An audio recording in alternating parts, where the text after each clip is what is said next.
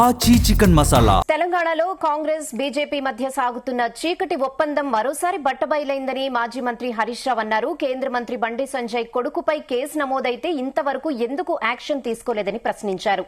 బాధితురాలు న్యాయం కోసం పోలీస్ స్టేషన్ కి వెళ్తే కేసు నమోదు చేయడానికి 8 గంటల టైం ఎందుకు పట్టిందని హరీష్ రావు నిలదీశారు.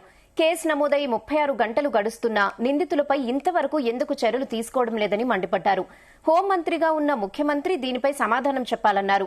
రాష్ట్రంలో కాంగ్రెస్ బీజేపీల మధ్య ఉన్న చీకటి ఒప్పందానికి, కుమ్మక్కు రాజకీయాలకు ఇంతకంటే నిదర్శనం వేరే ఏమైనా ఉంటుందా అని హరీష్ రావు తెలిపారు.